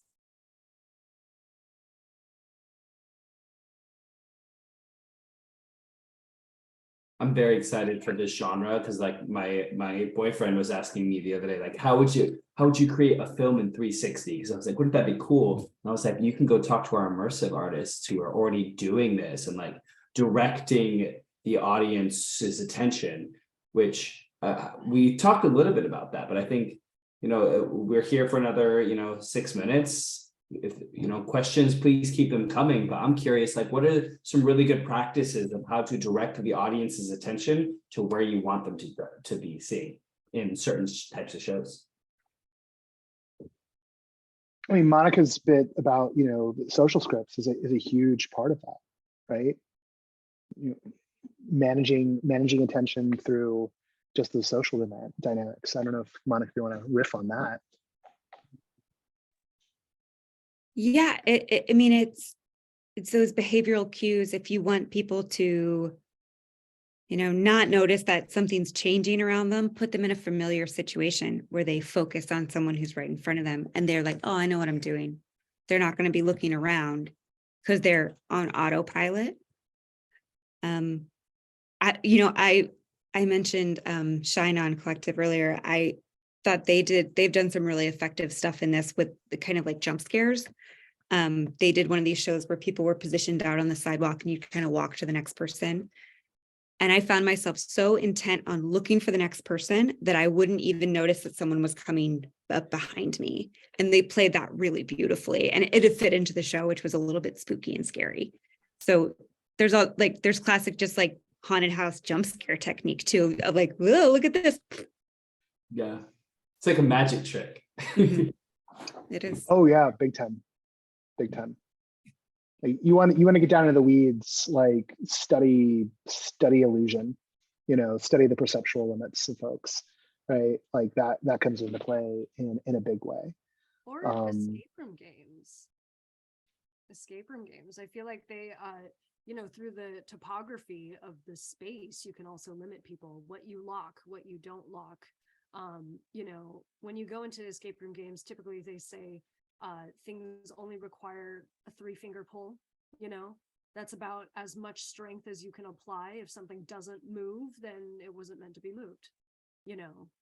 When it comes to like emergency scenarios, then like that social thing that Monica was talking about also comes into play. I feel that a facilitator or actors that know how to facilitate will also naturally direct people away from that. Funny that Jennifer should mention escape rooms. One of the best shows I've ever seen at Fringe took one of the theaters at the complex, RIP, and turned it into an immersive escape game called Escape from Godot, where you were told that you had to help this production of Godot get through its rehearsal before the Beckett estate showed up because it was an unlicensed production. And they ran, it was a 60-minute show. Unlike a traditional Fringe show, they only ran it kind of one day and they just did a full stripe inside that one theater. But it really shows how flexible Fringe is in terms, and how flexible the types of immersive you can approach even inside Fringe is almost limitless. You probably won't get into a lot of environmental storytelling stuff in Fringe because of budgets. You're probably going to be more doing stuff with actors, but it's not impossible. I'll do that with Disney nowadays. It's like we're doing Shrek on Ice. Disney's coming. It's funny. Yeah. Any other like insights that you would give, like final thoughts from each one of us that you'd say, if you could tell, I know we did this at the top, but if you could say one thing that is your favorite thing about immersive theater and its magic, what would you say your favorite thing is? For me, I think it's just how the possibilities are endless. I mean, you guys have heard about these productions that all of these people have talked about tonight. I mean, you really can create some really wild, beautiful, out of the box stuff. So I would just challenge anyone here that's thinking about doing that this year to just really challenge yourself, be creative, and just make sure that you map everything out and, plan for things to go wrong. Make sure you have that plan A, that plan B, that plan C. And, like Jennifer was saying, facilitators are very, very important just to keep things on track. But yeah, be creative, go for it. I think such a valuable thing about entertainment is just provides an escape, and immersive is like the next level of that, because you are literally immersing yourself in an environment that you may never thought you would have been in, and that's amazing to me. Like doing Best Night Ever, it was so cool, not only to hear about people who had never, again, been to a bachelor or bachelorette party before, which again, I also was one of those people, which is one of the reasons I did the show, but also people who had never been in a limo before. I mean, it's just so cool to take people out of their normal environment and immerse them in an experience that they may have never thought that they would have been a part of. That to me is so rewarding.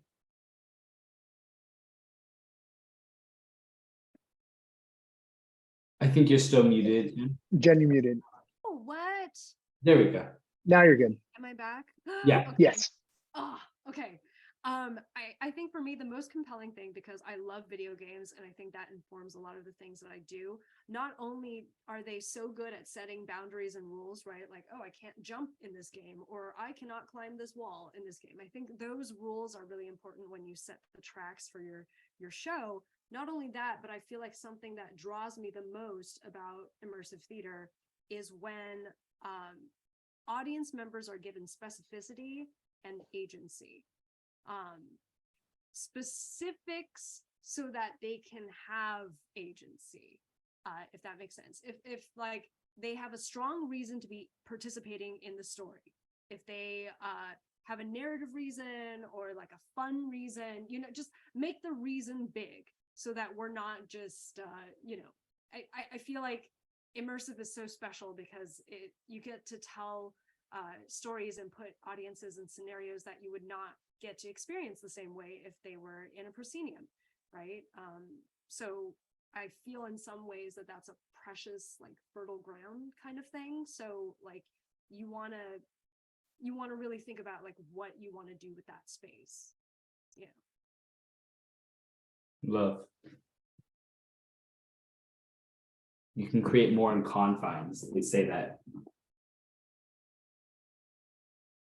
Monica, how about you? For Kevin's question.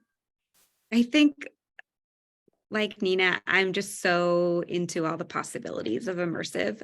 You get to rewrite the rules every time, and as long as you're keeping consent in the foreground and you're working with respect for your actors and for your audience and for your team, you can do whatever you want. That's incredibly freeing and exciting to get to rewrite the rules every time.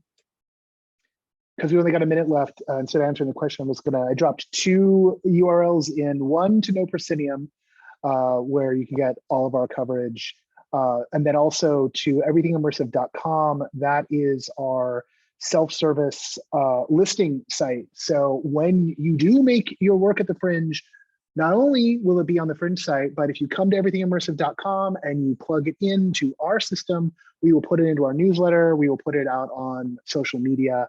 We exist to help folks get the word out there. We don't charge for that. This is not like, give me $10. I'll beg you for money for other things, but not for listing your shows. I will beg you for money for other things.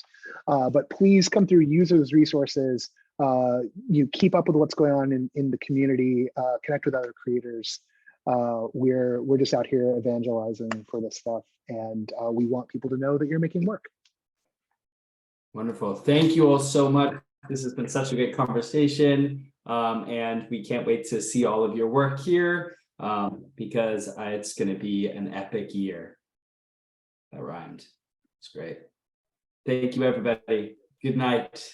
Have a wonderful evening.